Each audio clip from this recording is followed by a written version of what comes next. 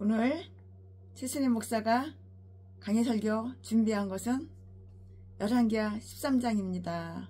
열왕기하 13장 가지고 오늘도 강해 설교를 하겠습니다. 네, 오늘 열왕기하 13장은 이스라엘의 그 왕들에 대한 역사가 있어요. 역사, 히스토리. 그 역사, 그리고 특히 예후 집안에 대한 역사회로 다시금 인도를 하고 있어요. 네, 우리는 여기에서 17년간 계속해서 17년간 지속했던 그 아들 이름이 뭐야? 여호아하스의 통치에 대한 기사를 다 볼 수가 있고 보게 돼요. 거기에 대해서 오늘 최순애가 또 설명을 해드릴 건데요. 그 사람은 좀 특이해요. 좀 이상해요. 최순애도 사람들이 최순애는 특이해. 최순애는 이상해. 그 소리를 아주 많이 들어가지고 천만 번도 더 들어가지고 이제 듣기도 싫어. 아주 어린 시절부터 그 소리 들어가지고 최순애는 특이해. 이상해. 너무 그 소리를 많이 들으니까 이제 듣기도 싫어 이제. 왜냐면 살아온 환경이 너무도 다른 사람하고 다르기 때문에 제가 좀 특이한가 봐요. 제가 좀 이상한가 봐요. 근데 이 사람도 평범한 사람이 아니에요. 일반적인 그런 평범한지를 못해요. 이 사람도 좀 특이하고 이 사람도 좀 이상하고 그런 것 같아요. 그리고 이 사람은 조금 이런 게 있어요. 옳지 못한 성격이 있어요. 성품이 옳지 못해요. 그에게 임했던 어려움이 있어요. 그러니까 하나님께서 그걸 고치려고 어려움을 주는 거야. 그리고 그의 형편이 나락으로 빠져요. 하락된다고. 그의 형편이 하락된다고. 이 말씀이 어디에 있어? 7절에 있어요. 하나님 앞에서의 그의 굴복과 그것으로 인해서 하나님이 이렇게 긍휼히 여기심을 받아요. 하나님의 긍휼히 여겨주셔요. 참, 하나님께서 나를 긍휼히 여겨주셔. 너를 긍휼히 여겨주셔. 나를 긍휼히 여겨주셔. 하나님께서 당신들을 긍휼히 여겨주셔. 너무 감사한 일이죠. 이 말씀은 4절에 있고 5절에 있고 23절에 이렇게 기록이 되어 있어요. 그럼에도 불구하고 그의 계속적인 이 마시간 놈은 우상을 숭배해. 이놈은 특이한 것도 주님 안에서 여호와 하나님 안에서 특이하고 이상하더라도 여호와 하나님 안에서 이상해야 되는데 이 인간은 우상을 숭배해. 뒤질짓만 해. 그러니까 뒤질 일만 생기는 거야. 네가 뒤질 짓만 하니까 너는 이제 얼마 못 살고 이제 뒤지는 거야. 뒤지면은 죽는 게 죽음 무섭고 두려운 게 아니야. 뒤져나 지옥 가는 거야. 구원을 못 받는 거야. 우상 숭배를 하고 8절하고 9절은 이 인간이 드디어 뒤져버렸어요. 그의 죽음.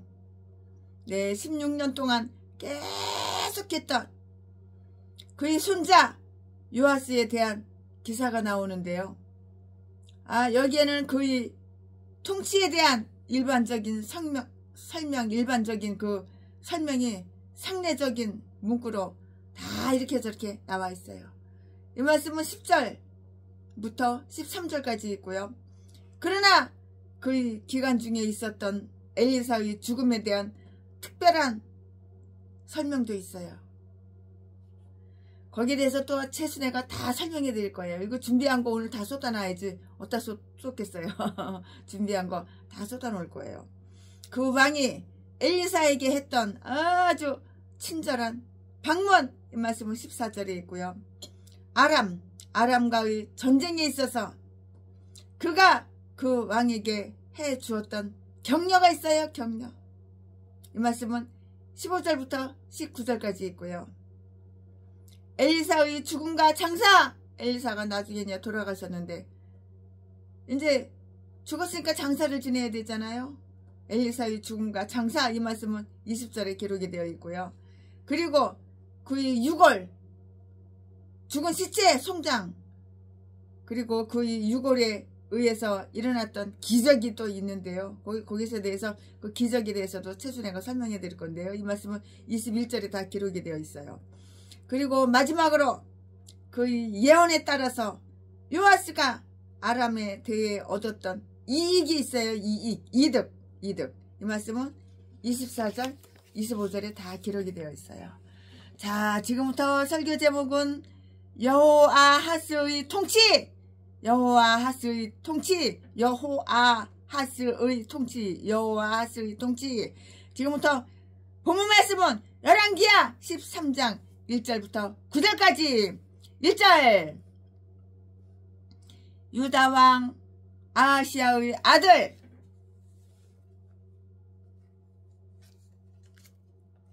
요아스의 23년에 예후의 아들 여호아하스가 사마리아에서 이스라엘 왕이 되어 17년을 치리하며. 2절, 여호와 보시기에 악을 행하여 이스라엘로 범죄케 한 느밧의 아들 여로보암의 죄를 쫓고 떠나지 아니하였으므로.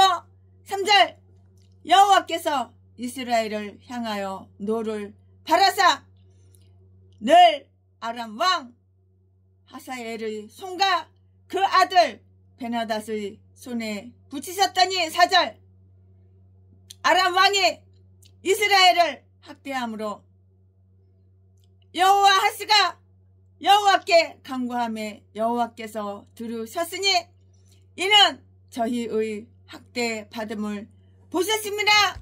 5절, 여호와께서 이에 구원자를 이스라엘에게 주심에 이스라엘 자손이 아람 사람의 손에서 벗어나 전과 같이 자기 장막에 거하였으나. 6절, 저희가 이스라엘로 범죄케 한 여로보암 집의 죄에서 떠나지 아니하고 쫓아 행하며 또 사마리아의 아세라 목상을 그저 두었더라. 7절, 아람 왕이 여호아하스의 백성을 진멸하여 타작 마당의 티끌같이 되게 하고 마병 50가 병거 10승가 보병 1만 윙이는 여호아하스에게 남겨두지 아니하였더라. 8절, 여호아하스의 남은 사적과 모든 행한 것과 그 권력은 이스라엘 왕 역대 지략에 기록되지 아니하였느냐. 9절, 여호아하스가 그 열조와 함께 잠에, 이 말은 죽었다 그 말이에요. 잠에 사마리아에 장사되고 그 아들 요아스가 대신하여 왕이 되니라. 아멘. 이거 지금 본문 말씀입니다. 이거 오늘 본문 말씀입니다. 이 본문 말씀 가지고 오늘도 최순혜 목사가 준비한 강의 설교를 할 거예요. 네, 여호아하스의 통치와 17년이라는 그의 통치 기간 중의 이스라엘 상황에 대한 이 일반적인 설명은 비록 짧지만 매우 감동적이에요. 짧지만 감동적이에요. 감동적이며 교훈적인 두 가지 일들을 깨닫도록 하기에 아주 충분한 것이라고요. 이스라엘의 영광은 잿더미로 드러났으며 매몰되고 상실되어 마침내는 수치로 짠 변했다고요. 이스라엘이 되어져야 했던 것과 실제로 되었던 것은 여기서 얼마나 다르게 나타나고 있는가? 달라. 똑같지 않아. 다르게 나타나고 있는가? 그 왕권은 얼마나 불경했으며 그 명예는 얼마나 땅에 곤두박질 쳐서 땅에 떨어졌던가? 그들이 영이 있으며 육이 아니고 영. 그들이 영이 있으며 영원한 정신이신 살아있는 참 하나님만을 예배하고 하나님 자신이 직접 주신 그의 예배의 율례를 가지고 있었던 것은 바로 뭐야? 이스라엘의 이스라엘의 명예였어요. 이스라엘의 명예. 그러나 불변하시는 하나님의 영광을 소의 형상으로 하나님의 진리를 거짓으로 바꾸어 놓음으로써 그들은 이 명예를 상실했고요. 자기 손으로 만들어 놓은 것을 예배하는 그 열방의 수준으로 이렇게 전략을 했어요. 이렇게 전략했다고요. 우리는 여기에서 그 왕의 여로보암의 죄악을 이어받았다는 것과 2절 말씀에 사람들이 그 죄악으로부터 떠나지 않고 그 안에서 행하고 있었다는 것을 6절에 이렇게 저렇게 보니까 발견할 수가 있고 발견하게 되는 거예요. 이 두 우상화된 송아지들, 우상화된 송아지들, 하나님은 너무너무 싫어하는, 하나님 미워하고 하나님이 싫어하는 우상숭배. 그리고 이 두 우상화된 송아지들이 하나님께 대한 예배를 배웠고요. 살아있는 신탁 예언자들이 임되었던 그 백성들에게 있었다는 것보다 더 커다란 치욕은 있을 수가 없는 거예요. 이거 얼마나 치욕적이에요. 정말 치욕이죠. 10지파 이스라엘에 대한 모든 역사 가운데서도 우리는 나는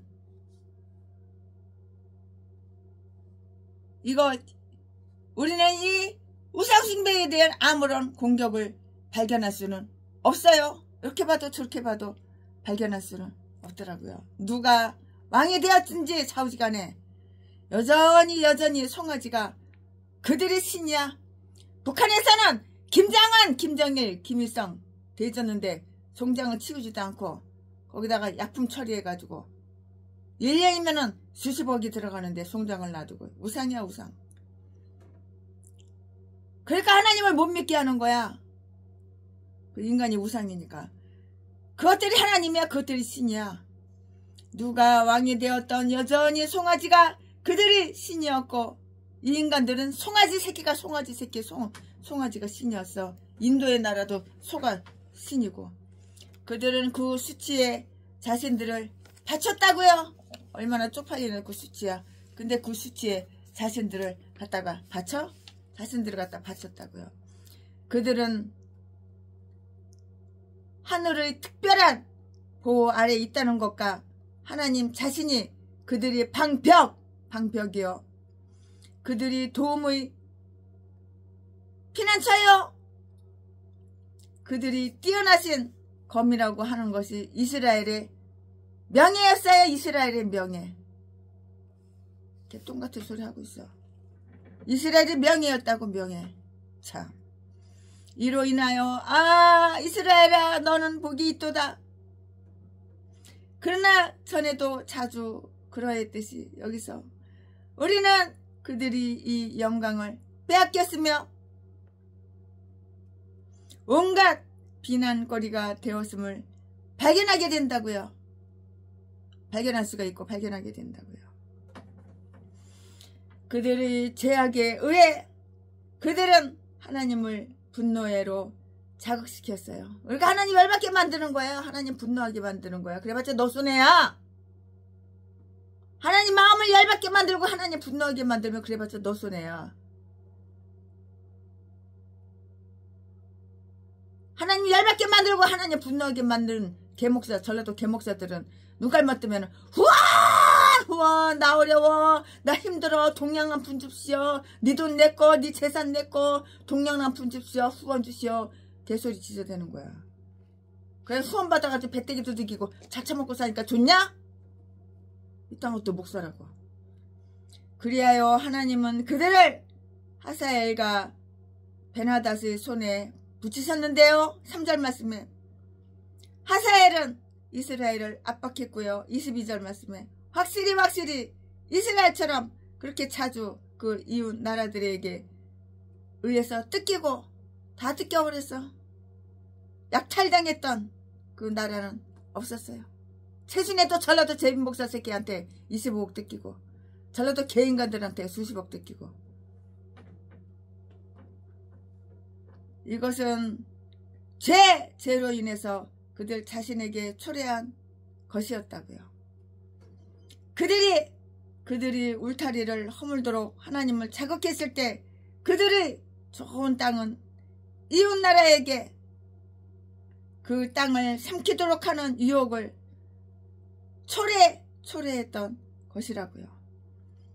여호와하스 시대에 아람으로 인한 많은 약탈에 의해서 이스라엘의 힘은 다 몰락하게 되었으므로 그 왕국의 민병과 전투에 임할 수 있는 모든 병력은 불과 마병 50가 병거 10승가 보병 일반으로 아주 형편도 없어 줄어들고 형편없게 쪼그라들고 줄어들었다고요. 이 말씀은 어디에 있어? 7절에 다 기록이 되어 있어요. 수많은 이스라엘 군이 이처럼 되었는가? 어떻게 황금이 빛을 잃게 되었는가? 황금의 빛을 잃었어. 한 민족의 타락은 확실히 그 민족을 아주 처참하게 비참하게 이렇게 만든다고요.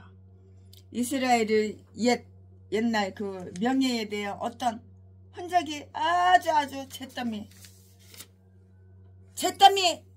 잿더미 속에서도 나타나 있는데요. 이러한 모든 공경에도 불구하고 이 백성들은 하나님의 이스라엘이고요. 그는 이스라엘의 하나님이라는 사실이 아직 잊혀지지가 않는 거예요. 잊혀지지 않고 있어요. 왜냐하면 그들이 기도하는 민족이라는 것이 이스라엘의 옛 명예였기 때문이에요. 따라서 우리는 여기에서 그 명예가 다소 남아있음을 발견할 수가 있고 발견을 하는데요. 그들이 왕인 여호와스는 그의 재난 가운데에서도 여호와를 찾았고요. 4절 말씀에 여호와를 찾았어요. 여호와를 찾았고 송아지들에게가 아니라 그것들이 어떻게 도움을 줄 수 있겠는가? 송아지들이 어떻게 도움을 줘? 송아지가 뭐 신인지 알아? 우상단지가 신인지 알아? 여호와께 도움을 요청했기 때문이고요. 왕들은 하나님의 문권에서 구걸자가 되었으며 인간들 중에 가장 위대한 자가 그의 왕자의 발판에서 아주 초라한 탄 원자가 되었다고요. 공경이 그들을 그런 상황으로 몰아넣었어요. 공경이. 그들에게는 하나님을 기도할 때마다 하나님이 그들에게 아주 가까이 계셨어요. 이 말씀은 신명기 4장 7절에 다 기록이 되어 있는데요. 이스라엘의 옛 명예였으며 또한 하나님은 지금도 그러했는데요. 비록 그 기도를 아주 가증히 여긴 것으로 여겨 거절할 수도 있었죠. 거절할 수도 있었지만 여호와께서는 여호와하스의 말을 다 들으셨어요. 이렇게 우리를 존중해 주시는 하나님이야. 하나님은 우리를 이렇게 존중해 주셔. 우리의 말을 다 듣고 계셔. 기담아서 다 듣고 계셔. 그렇게 기도를 날이면 날마다 해야 되는 거야. 24시간 기도하는 마음으로 살아야 되고 기도를 해야 되는 거예요. 기도를.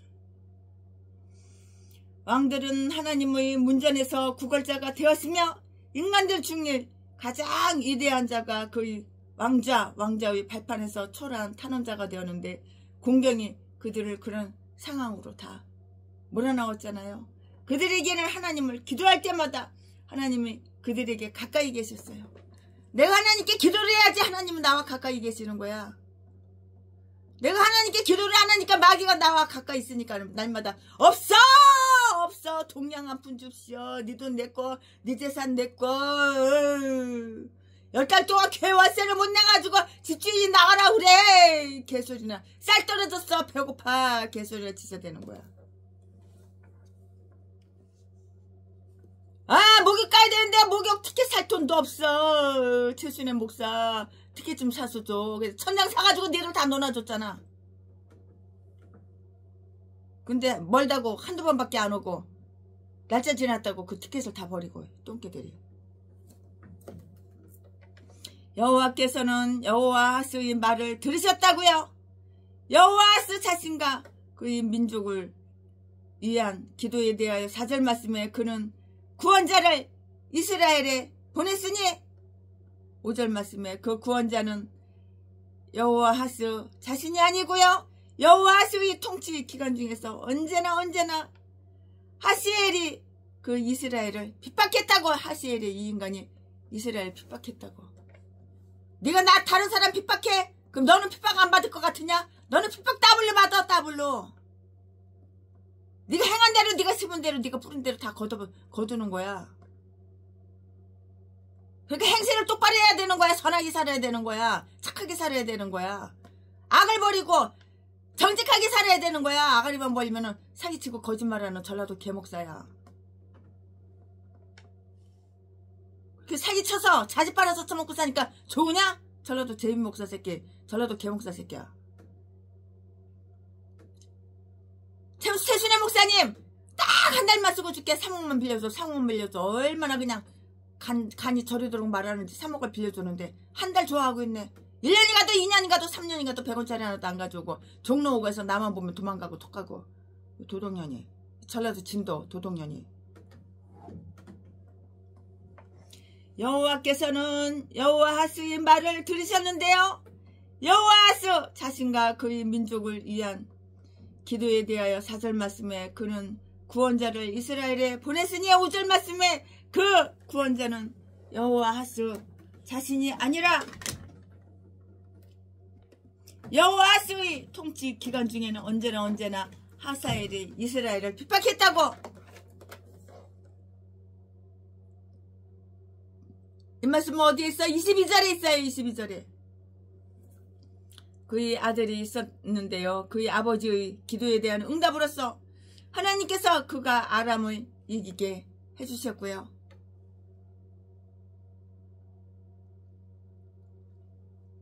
이렇게 좋은 하나님. 그리하여 그는 그들이 그의 선조 때로부터 가지고 있었던 그 도시들을 회복했는데요. 25절 말씀에 여호와하스의 기도에 대하여 하나님께서 주었던 이 은혜로운 응답, 기도 응답. 이 응답은 그를 인한 것도 무가치한 그 백성들을 인한 것도 아니고요. 다만 아브라함과 더불어 했던 계약을 회상했기 때문이었어요. 이 말씀 바로 23절에 있어요. 즉 이러한 긴박 가운데서도 하나님은 그 약속이 있는 아래로 줄곧 그 계약을 기억하고 있었는데요. 레위기 26장 4절 26장 42절 말씀에 하나님은 자비를 보여주시는 데는 얼마나 신속하게 하나님께서는 우리에게 이렇게 자비를 보여주시고요. 기도를 듣는 데는 얼마나 우리 주님 기쫑고 세우시고 준비가 되어 있는지 몰라요. 우리 기도를 하나님께서는 들을 준비를 다 하고 계셔요. 그리고 은혜를 베풀 이유를 찾으려고 얼마나 애쓰는가. 하나님 마음을 알아야 되는 거야. 하나님 생각을 알아야 되는 거야. 한번 보자고요. 그렇지 않다면 그는 이스라엘이 그렇게 자주 깨뜨렸고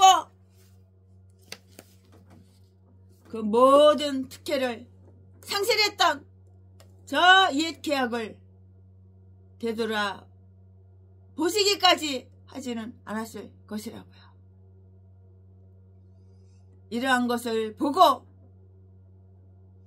영원히 하나님께 나아가고 하나님으로 우리를 주관하도록 이렇게 해야 하는 거예요. 그를 저버렸던 사람들도 돌아와서 회개하도록 용기를 주라고요. 왜냐하면 사유하심이 주께 있으면 주를 경외케 하심이니이다. 시편 130편 4절 말씀에 기록이 되어 있잖아요. 아멘. 지금부터는 설교 제목이 바뀌어요. 부모 말씀이 바뀌어요. 지금부터 설교 제목은 이스라엘의 왕 요아스의 통치. 지금부터 본문 말씀은 열왕기하 13장 10절부터 19절까지. 10절.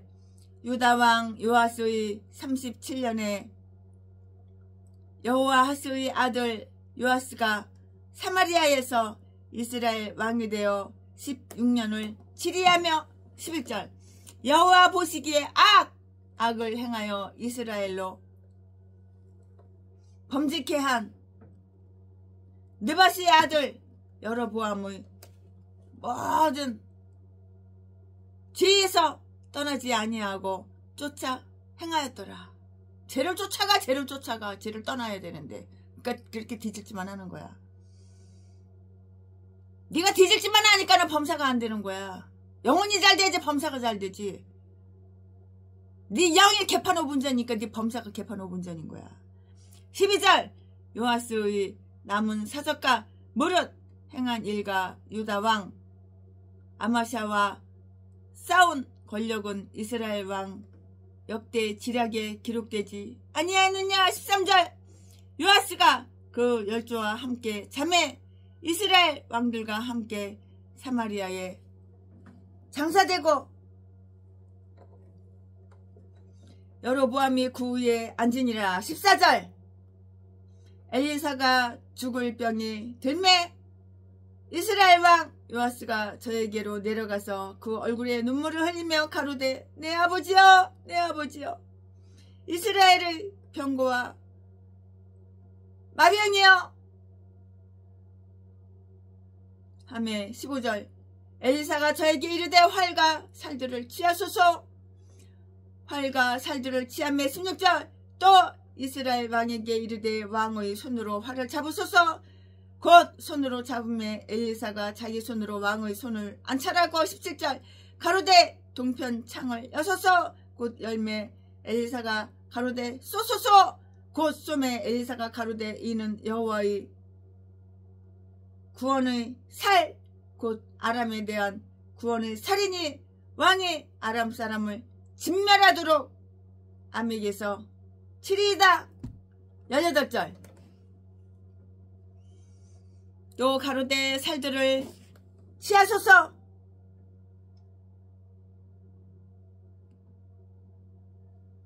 그 취함에 엘리사가 또 이스라엘 왕에게 이르되 땅을 치소서. 이에 3번 치고 그친지라. 19절. 하나님의 사람이 노하여 가로되 왕이 5, 6번을 5번 6번 5, 6번을 칠 것이니이다.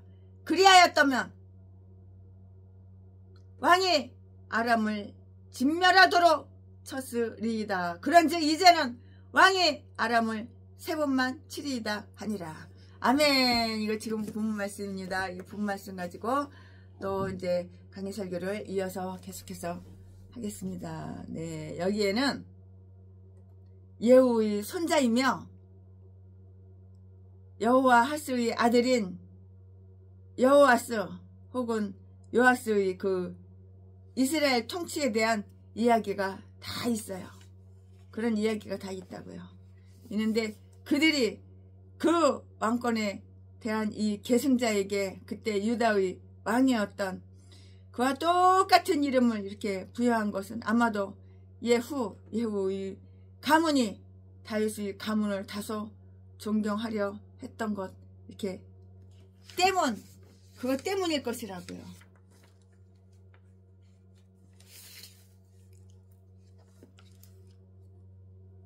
그와 그의 통치에 대해서 여기에서 주어진 그 일반적인 설명은 우리가 이미 보아왔던 것과 아주 매우 똑같은 것이었어요. 유사한 것이라고요.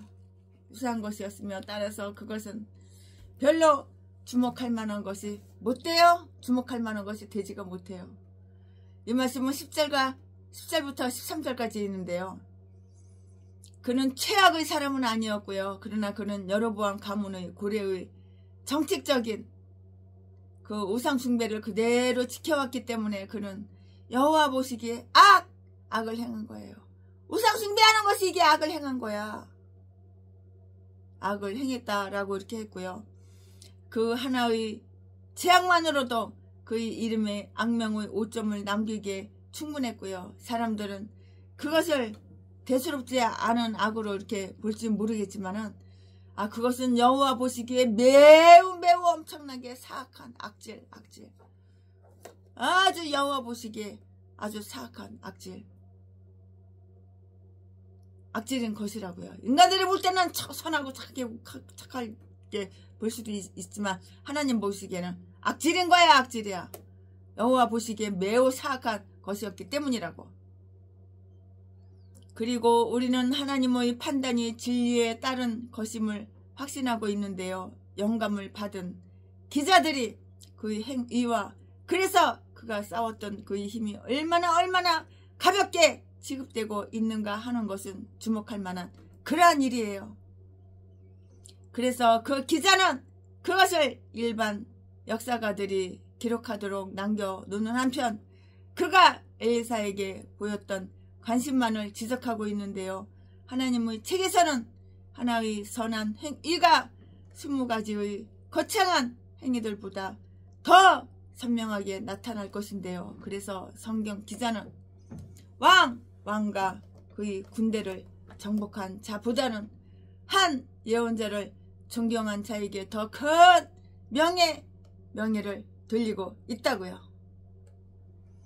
그와 엘리사 사이에 지녔던 것에 대한 아주 특별한 설명이 있는데요. 그 특별한 설명은 몇 가지 주목할 만한 그러한 일들을 다 이렇게 저렇게 내포하고 있어요. 포함하고 있다고요. 엘리사가 병이 들었어요. 엘리사가 병이 들었다고, 질병이 들었다고. 이 말씀은 14절에 있고요. 근데 질병 들었지만 그는 오래 살았어요. 일찍 죽지 않았어요. 왜냐하면 그가 처음 예언자로 부름받은 지 지금 약 60년이 지났기 때문이에요. 그것은 이스라엘에게 커다란 축복이었고요. 특별히 예언자들이 생도들에게 그러했으니 그것은 그가 오랫동안 찬란히 빛났기 때문이라고요. 병들었다고 다 일찍 죽는 거는 아니야. 병들었어도 이렇게 오래 살잖아. 엘리야는 엘리사의 4분의 1의 기간으로 자기의 증언을 끝마쳤어요. 마쳤다고요. 하나님의 예언자들은 그들이 나를 길든지 짧든지 무한한 지혜자가 적합하다고 보는 그런 만큼만 딱 누리게 만드신 거예요. 너 여기까지만 살아. 이렇게 만드신 거예요. 예후의 머리에 기름 부은 것으로부터 시작한 엘리사의 활동 기간의 후반부 전체에 대해서는 요아스가 그의 통치를 시작하기 전 45년간 우리는 그의 대해서나 그가 한 일에 대해서 아무런 언급이 없음을 다 알 수가 있고 알게 돼요. 그리고 여기서 우리는 비로소 그가 임종에 임박해 있음을 보게 되는데요. 그런 말년까지 활동했을지도 모르고요. 그러나 그가 전에 해왔던 일들만큼 그렇게 유명했던 것은 아닌 것 같은데요. 그의 전성기는 그의 생애에 비하면 대단히 짧은 것이었고요. 옛사람들이 모호함을 나무랄 것이 아니고요. 오히려 기꺼이 받아들이게 하자고요. 엘리야의 영이 엘리사에게 머물렀어요. 그러나 그는 엘리야처럼 불병거로 하늘에 오르도록 보내지지는 않았으며 세상의 일반적인 길로 이렇게 세상을 떠났다고요. 잘 이끌어 나는 간다. 이별의 말도 없이 짜자자자 이렇게 떠났다고. 세상의 일반적인 길로 세상을 떠났다고. 모든 사람들의 방문을 받았는데 만약에 하나님의 다른 사람들보다 어떤 자를 더 뛰어나게 아주 영예롭게 한다면 은사나 은총에 있어서 누가 그들보다 뛰어날 수가 있겠으며 누가 잘못을 찾을 수 있겠는가? 누가 잘못을 찾을 수 있으랴? 하나님은 그 자신의 뜻대로 행할 수 없겠는가? 요아스 왕은 엘리사가 병들어 있을 때에 그를 방문하여 그를 위해서 울었어요. 14절 말씀에 신실한 예언자를 존중하고 사랑했다는 것은 그의 마음속에 다소 선한 요소가 있다는 증거이고요. 그는 그 예언자를 이스라엘의 문제거리로 증오하거나 박해하지 않았으며 그를 아주 사랑했고요. 그 왕국의 가장 위대한 축복으로 존경했고요. 따라서 그의 죽음에 대해서 아주 애통했다고요. 하나님의 말씀에 복종하지 않으려는 사람들도 있었는데요. 그러나 하나님의 말씀의 신실한 사역자들은 저들의 양심에도 아주 분명히 드러나기 때문에 그들은 그러한 자들을 존경할 수밖에 없었던 그런 것이라고요. 여기에서 다음과 같은 사실을 한번 관찰해 볼까요? 그러면은 관찰해 보자고요. 그 왕이 엘리사의 병든 소식을 들었을 때 왕은 그를 방문하여 임종, 유언과 축복을 다 받았어요. 기록해놨겠지? 그 일은 그에 대한 경멸이 아니었고요. 그가 비록 왕이었지만 하나님께서 아주 영예롭게 한 자를 아주 그냥 그렇게 존경한 것은 결코 그에게 수치거리가 되지는 않는 것이에요. 아주 훌륭한 사역자들이나 다른 훌륭한 사람들이 병상이나 임종에 참여하는 것은 우리의 커다란 영적 이익이 되는 것이니 우리는 죽는 법을 배울 수 있으며 그들이 죽는 순간에도 신앙으로부터 힘있는 위로를 받는 것을 봄으로써 더욱 신앙을 굳게 할 수 있기 때문이라고요. 이유가 바로 이것 때문이라고요. 이게 다 이유가 있는 거예요. 사연이 있고 이유가 있어요.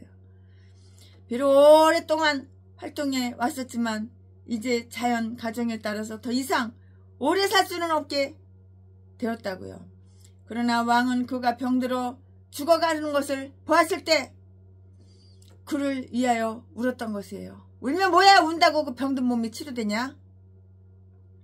늙은 사람들은 많은 경험을 했으며 따라서 조금도 멸시해서는 안 되고요.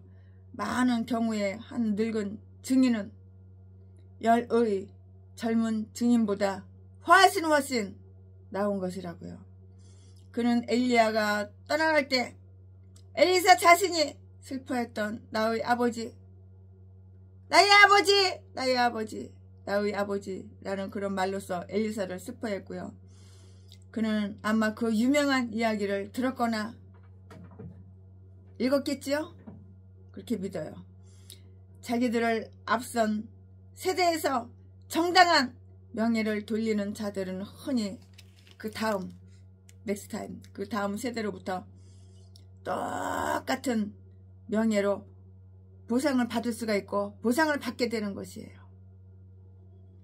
구제를 좋아하는 자는 풍족하여지며 구제를 좋아하는 자는 풍족하여질 것이요.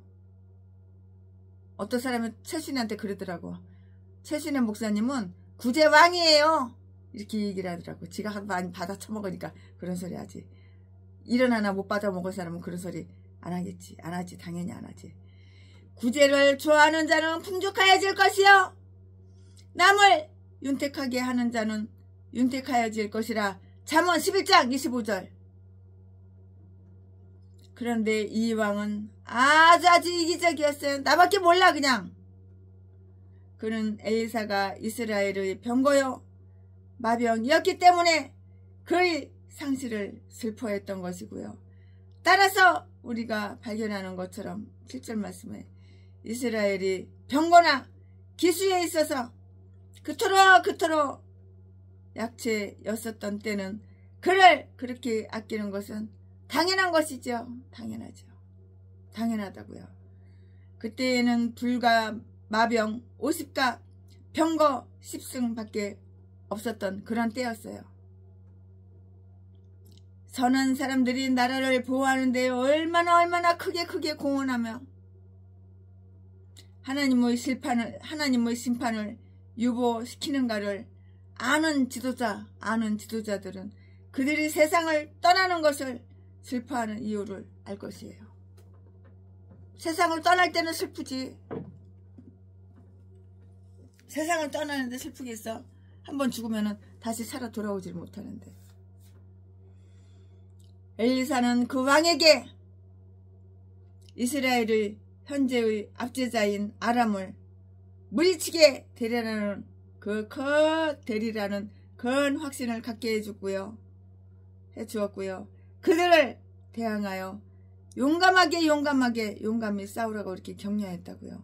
그러므로 엘리사는 그 왕의 자기를 작별하기 싫어하는 그 이유는 그가 저 끊임없는 적국, 원수의 나라, 적국을 막아줄 수 있는 그 나라의 위대한 보호자는 엘리사 자신이라고 이렇게 여겼어요. 이렇게 여겼기 때문이라고요.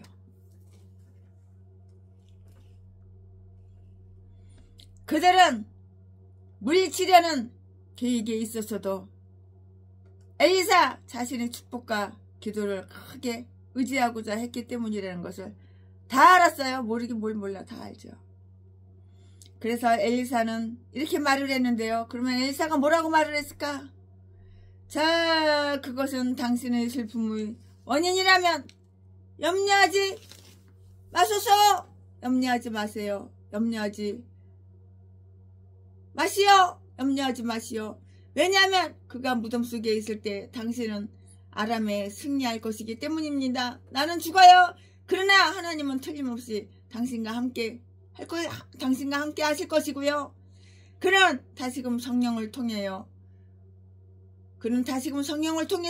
당신을 위해서 기도할 다른 예언자들을 일으킬 수 있어요. 하나님의 은총은 한 손에만 매어 있는 것이 아니고요. 그는 그의 사역자들을 데려가시지만 그의 과업을 계승시킬 수 있는 것이라고요. 하나님께서 한 사람 데려가면 한 사람 도로 보내시는 거야. 보내기도 하시고 데려가기도 하시고. 하나님의 일꾼을.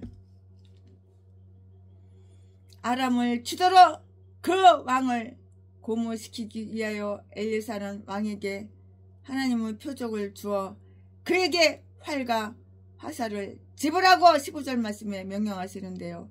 그리고 아람으로부터 그의 왕국을 구원하기 위해서 왕은 직접 작전에 나서서 전쟁의 위험과 피곤을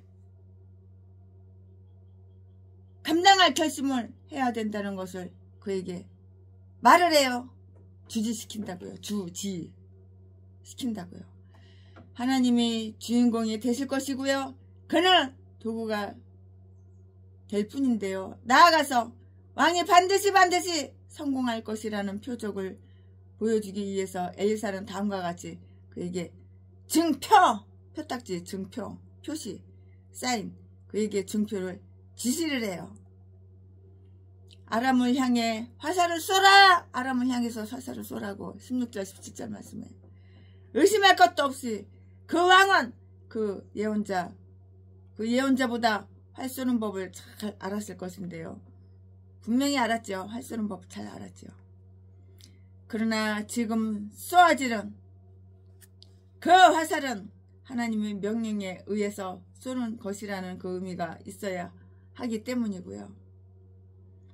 마치 처음으로 활 쏘기를 배우는 자처럼 그 예언자의 명령을 따랐던 것인데요. 왕의 손으로 활을 잡으소서, 창을 여소서, 쏘소서. 그보다 그가 전에는 활을 쏘아보지 못했던 한 번도 활을 쏘아보지 못했던 자처럼 엘리사는 자기 손을 왕이 손에다 이렇게 안차를 했다고요. 얹어 놓았다고요. 그것은 아람에 대한 원정 중에서도 항상 왕은 하나님으로부터 지시와 힘을 얻어야 하고요. 하나님의 지시가 떨어질 때까지 기다려야 되는 거예요. 하나님의 지시 떨어지면 그때서 액션이 들어가야 되는 거예요. 우리는 행동이 들어가야 되는 거예요. 그 자신의 힘으로는 충분치 못하다고 이렇게 생각해야 하고요. 하나님의 도우심을 믿으면서 나아가야 한다는 것을 말해주는 것이고요. 하나님은 내 손을 가르쳐 싸우게 하시느니라. 시편 18편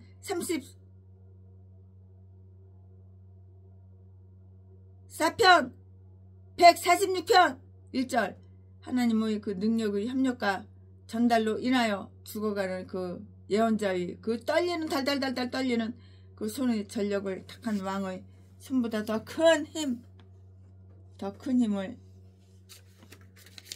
이렇게 화살에다가 주었던 것이에요. 아람은 요단 동쪽에 놓여있는 이스라엘 땅을 저들 마음대로 그냥 다 차지해버렸어요. 다 차지해버렸다고. 10장 33절 말씀에. 그러므로 그 화살은 그쪽으로 향했고요. 비록 그 화살은 한 방향으로 아무렇게나 나갔지만 이 화살을 쏘게 하는 그 예언자가 내린 해석은 다음과 같아요. 그러면 그 다음과 같은 것이 뭐냐 설명해 드리겠습니다.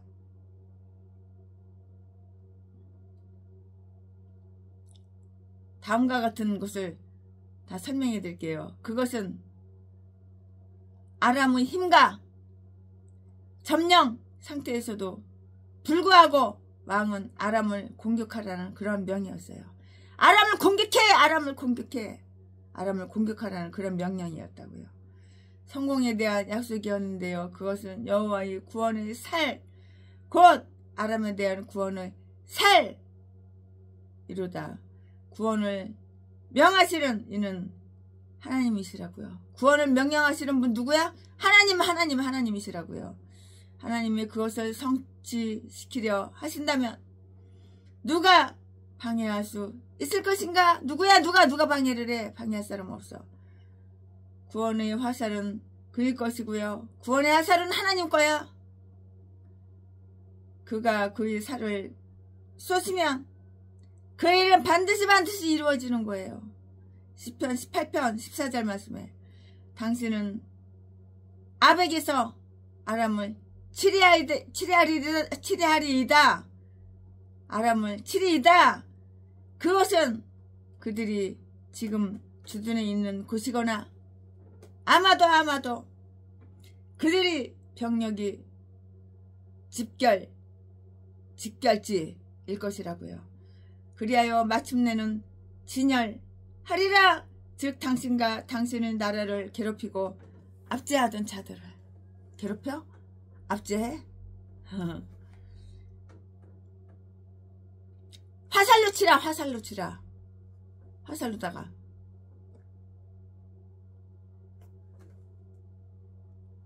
18절 19절 말씀에 그 예언자는 하나님의 이름으로 왕이 아람에게 승리할 것을 확신시켜주고 있는데요. 그러나 그는 이제 왕을 시험해보고 싶었어요. 왕이 어떤가 한번 떠보고 싶었다고. 그가 어떻게 승리를 거둘는지 알고 싶었고요. 즉 베나다시 아합의 수중에 들어왔을 때는 아합이 했던 것보다 더욱 큰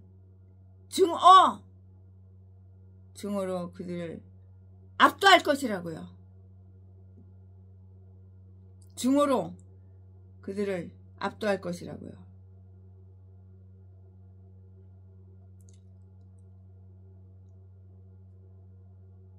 이러한 시험을 위하여 그는 왕에게 화살로 땅을 칠 것을 부탁했고요. 곧 그들이 여호와의 구원의 살에 의하여 땅에 엎드려졌으며 당신의 발 앞에 놓여질 것을 믿으라고요. 왕이여, 당신이 이들을 굴복시킨 다음에 어떻게 하는지 나에게 말해주세요. 그 다음에 이제 뭐 하실 건데요? 왕이여, 이거 하셨어요? 그럼 그 다음에 뭐 하실 건데요? 저한테 말해주시면 안 되나요? 저에게 말해주세요. 그 말이지. 네가 알아서 뭐 하게? 종은 왕이 시키는 대로 그냥 아멘하고 순종하면 되는데. 당신의 발 앞에 놓여질 것을 믿으시오. 왕이여, 당신이 그들을 굴복시킨 다음에 어떻게 하는지 내게 보이소서. 다윗과 같이 하나님께서 그의 원수들의 목을 당신에게 주시면 그들을 바람 앞의 티끌과 같이 작게 부숴 버리겠나이다. 시편 18편 40절 42절 말씀에. 그 왕은 그런 경우라면 당연히 보여야 할 그러한 열심과 열정을 보이지 않고요. 겨우 3번 이상도 이렇게 치지를 않았어요. 아람인들에 대한 어리석은 동정심에서 마치 그는 그들을 해치는 것을 적어도 그들을 죽이는 것을 두려워하고 있는 양 땅을 3번 쳤으며 자기와 자기의 백성들에게는 궁유를 보인 적이 결코 없었고요. 또 그렇게 하려고도 하지 않았던 그들에게 그는 자비를 보여주려고 하지 않았던 것이라고요. 이유는 바로 여기에 있어요. 또는 아마도 그가 화살로 치는 일이 어리석은 일에 불과하다고 생각을 했거나 왕이 그런 일을 하는 것은 아주 유치하게 보인다고 생각했던 것이기 때문에 아주 냉담하게도 3번을 탁탁탁 3번을 쳤는지 그건 모르겠어요.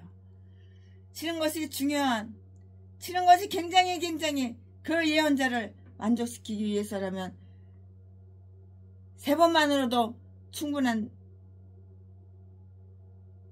장난이 되었을 것이고요. 그러나 그 표정을 얕봄으로써 그 표정을 아주 깔봐. 표정을 얕봄으로써 그 표정이 의미하는 내실까지 이렇게 싹 다 놓여버린 거예요. 그래서 결국 그 죽어가는 예언자를 크게 슬피 만들었고요.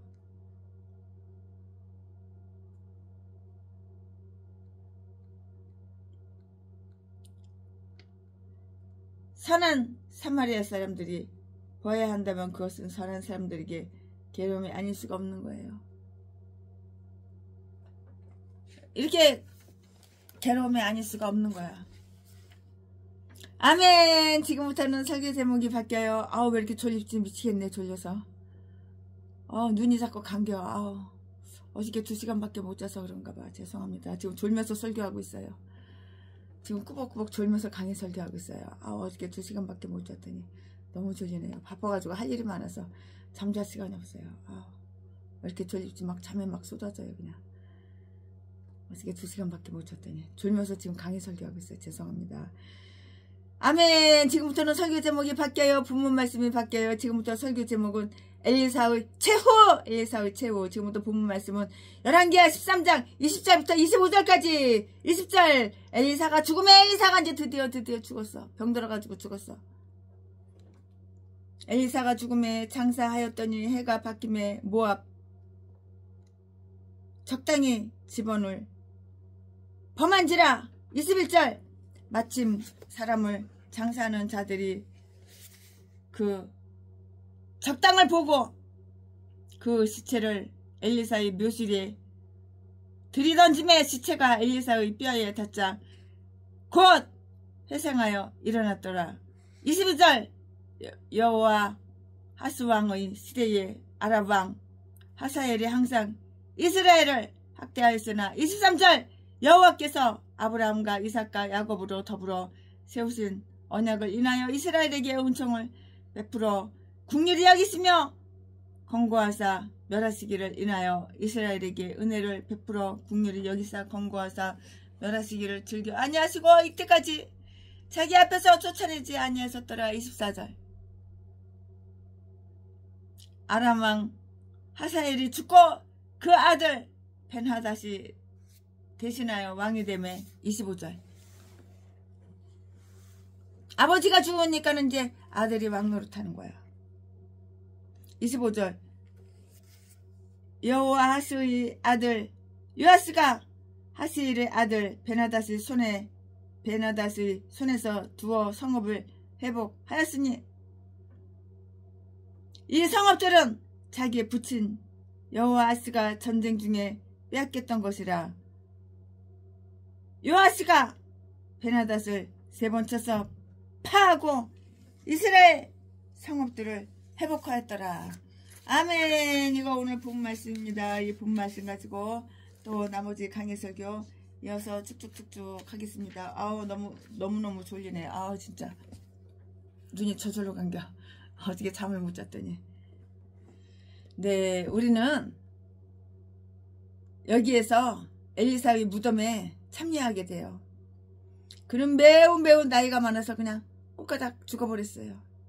그리고 그들은 그를 장사 지냈고요.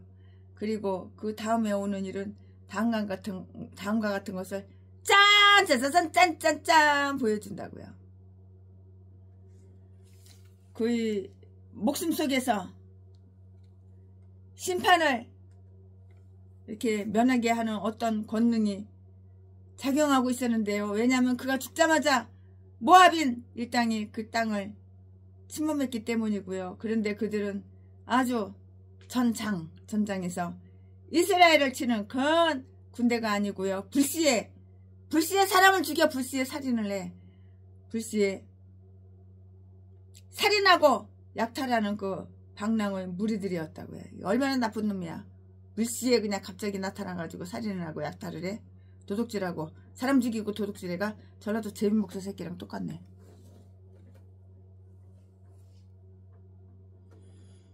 그 왕은 아랍인들로부터의 위협만 알고 있었는데요. 그러나 보라, 모압인들이 침입했다. 공경은 가끔 우리가 거의 두려워하지 않던 곳으로부터 오는데요. 엘리사의 죽음에 이어서 즉각 이것을 말하고 있는 그 사실은 하나님이 신실한 예언자를 데려가는 것은 심판이 임박했다는 그 전조임을 의미하는 거예요. 이렇게 다 대사가 크고 작은 일, 대사가 소환될 때는 전령도 있게 마련인데요. 그의 시체에는 무슨 힘이 있었던가? 시체가 무슨 힘이 있어? 사람이 죽었는데 무슨 힘이 있어?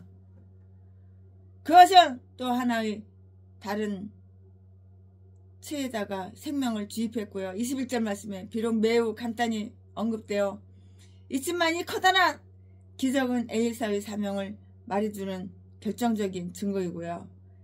그의 모든 엘리사의 모든 그 예언을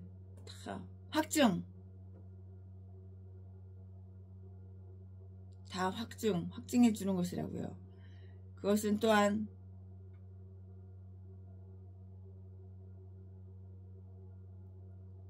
너무 졸려서 헷갈리네 진짜. 그것은 또한 현생 이후의 또 다른 삶에 대한 명백한 암시였는데요. 엘리사가 죽었어도 그것이 그에게는 끝이 아니었고요. 왜냐하면 끝이라면 그가 이런 일을 할 수는 없었을 것이기 때문이고요. 작용하는 활동에서 실체를 추론할 수 있고요. 또한 이것은 또한 여호와는 아직도 엘리사의 하나님을 보여주었어요.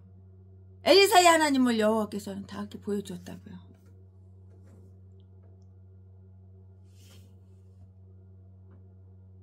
따라서 엘리사는 아직까지 살아있는 것이었는데요. 왜냐하면 하나님은 죽은 자의 하나님이 아니고 산 자의 하나님이기 때문이라고요.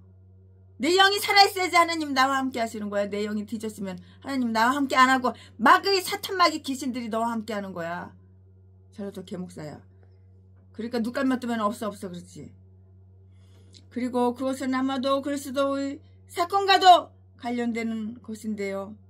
그리스도의 죽음과 장사에 의하여 무덤은 모든 믿는 자들에게는 생명회로의 이행에 가는 안전하고 행복한 통행로가 다 이렇게 저렇게 이렇게 되었기 때문이라고요.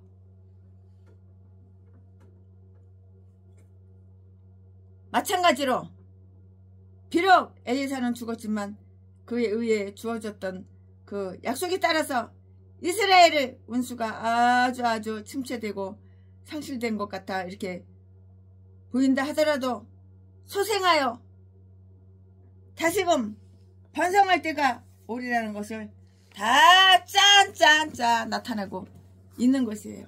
다 이렇게 나타내고 짠짠짠 나타나고 있다고요. 그 이웃들이 어떤 사람의 그 시체를 무덤으로 운반하고 있었는데요. 그리고 그들은 그 시체가 매장되어야 했던 곳 가까운 그 거리에서 보아왔던 모압 사람들이 손에 그 시체가 넘어갈 것을 두려워하여서 그 시체를 그 다음으로 편리한 곳에 옮겨놨어요. 시체 누가 훔쳐가면 안 되잖아. 그런데 알고 보니 그곳은 엘리사의 무덤이었어요. 그리하여 시체가 엘리사의 유골에 닿자마자 희생했다고요. 참 재밌죠? 그래서 아마 그는 친구들과 더불어 자기 집으로 갔을 것이고요. 곧 어떤 도둑들이 한 그 정직한 지나가는 사람 행인을 죽이고 강탈해 다 훔쳐가. 강탈한 후에 그의 시체를 엘리사의 무덤에 던졌는데 그것이 즉시 회생했다는 것이고요. 엘리사는 그가 떠나갈 때에 그때서야 영광을 받았어요. 하나님은 이와 같이 그가 원하시는 대로 영예를 다 이렇게 나눠주시는 거예요. 그러나 어떻든 모든 성도들은 영광을 받을 것이고요. 이사야서 11장 10절 말씀에 성도들을 가까이 하며 생사간에 죽고 사는 것 간에 우리의 운명을 그들과 더불어 함께하는 것은 정말 아주 좋은 일이라고요.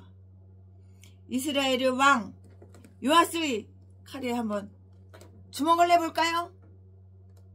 우리는 그 칼이 아람을 무찌르는데 성공적인 역할을 했음을 다 알 수가 있고 알게 되잖아요.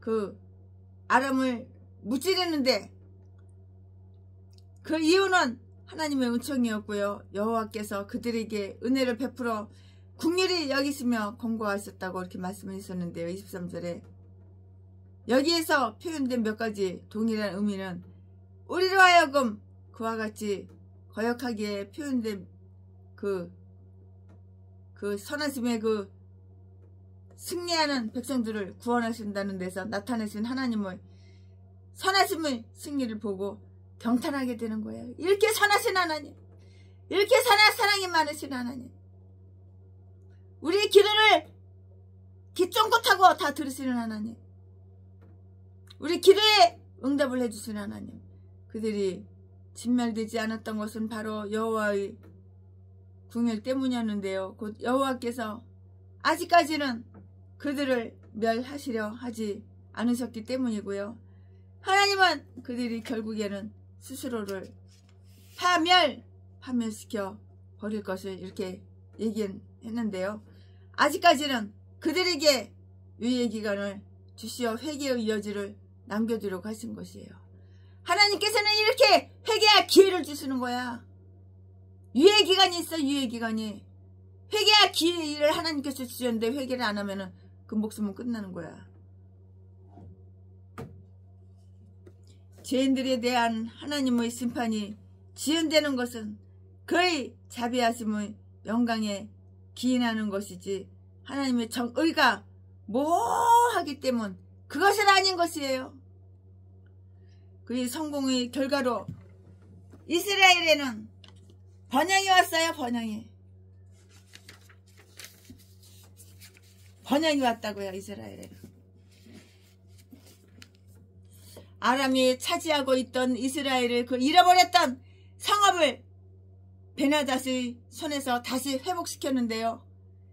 25절 말씀에 이 사건은 억제의 굴레에서 벗어나게 된 그 성읍들 자체에도 아주 커다란 자비였고요. 그 성읍들이 회복됨으로써 그 세력이 훨씬 강화된 이스라엘 왕국 전체에 대해서도 아주 커다란 자비였다고요. 화살을 가지고 땅을 3번 쳤던 것과 똑같이 마찬가지로 그는 아람을 3번을 꽝꽝꽝 3번 쳤다고요. 그리고 나서 그의 승리가 더 이상 진전되지가 않았고요. 많은 사람들이 때 늦은 후에 자기들이 불신했던 것과 욕망에 옹졸했던 것을 그거를 후회를 하는 거예요. 후회를 해? 인제서 후회를 해? 진작에 후회했어야지. 때는 늦었어. 이미 때는 늦었어도 후회를 안 하는 것보다는 낫지.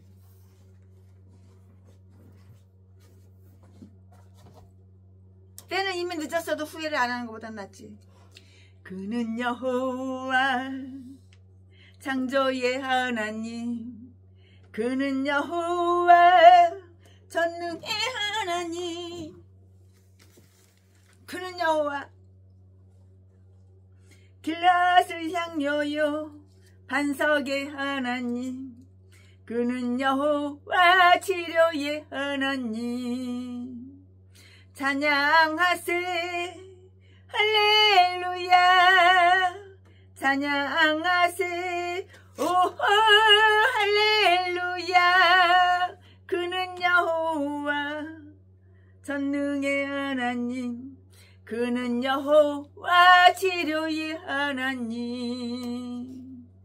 지존의 하나님, 에브라임의 하나님, 여호와 살롬 평강의 하나님, 이스라엘의 하나님, 영원한 하나님, 그는 여호와 치료의 하나님. 치료의 하나님.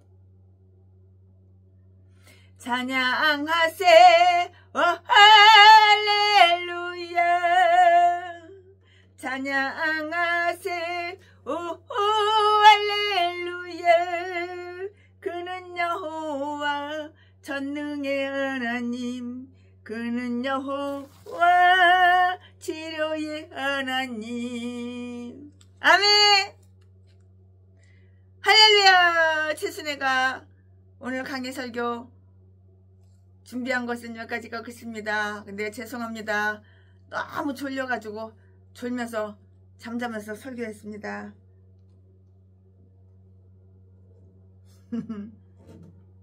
어저께 2시간밖에 못 잤더니요. 너무 바빠가지고 할 일이 많아서 2시간밖에 못 잤더니 졸면서. 할렐루야. 최순애가 강의 설교 준비한 것은 여기까지가 끝입니다.